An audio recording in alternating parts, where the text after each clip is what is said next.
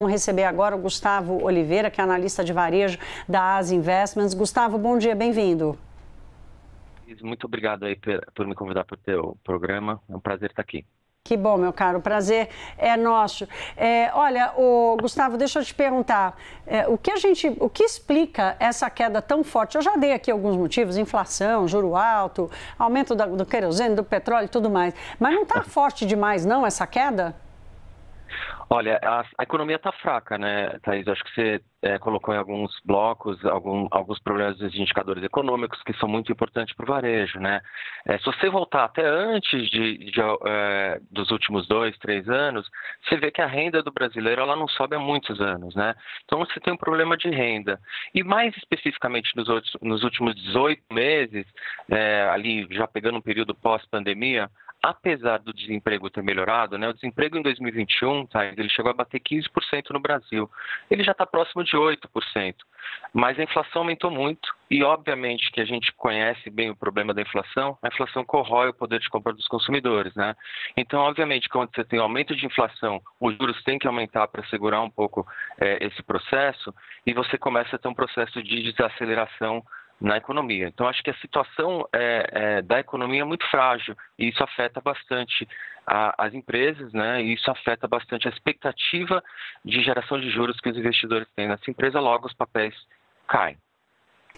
O fato dos papéis caírem no momento de juros altos, quer dizer, é o que a gente está vendo no mundo todo, né? Aqui temos a peculiaridade do caso Americanas e agora do caso Marisa, que tem fundamentos diferentes, não vamos misturar aqui os dois problemas, mas de qualquer forma são duas empresas representativas do setor de varejo. Aí queria te ouvir um pouco sobre a desconfiança do caso Americanas, o quanto pode ter comprometido ou pode estar comprometendo as ações do varejo como um todo.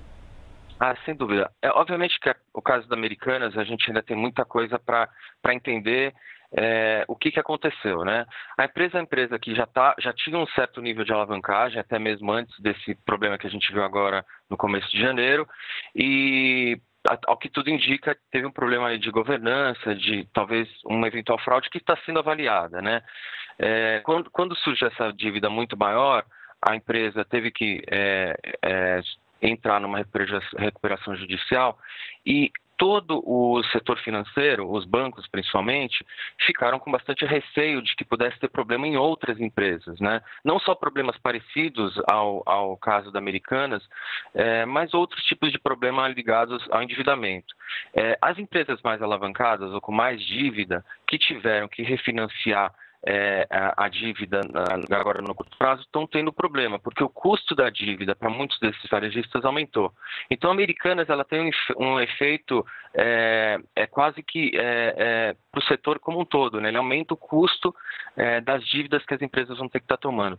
Você falou agora há pouco, Thaís, de um ponto que é bem interessante, né? O endividamento do consumidor é muito alto e de algumas empresas também é muito alto. Quando você tem um momento de estresse na indústria, que é o que a gente está vivendo agora, as empresas que precisam refinanciar a dívida no curto prazo podem vir a ter problemas, que eu acho que a gente está vendo com alguns casos que estão surgindo na indústria, né? Acho que o caso da Marisa, que você destacou, própria Tokstok, própria CVC, são empresas que têm tido uma certa dificuldade em fazer a rolagem da dívida delas, e algumas até para um processo de recuperação judicial.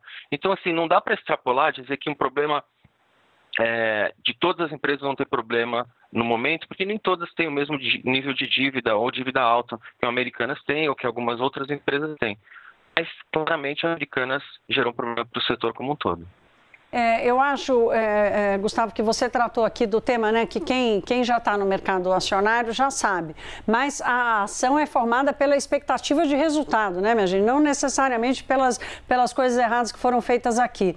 E eu disse agora há pouco também do ambiente para o início da redução dos juros, Gustavo, e assim, a gente tem que torcer para que esse ambiente apareça logo, né, porque realmente a taxa de juros no Brasil é muito alta.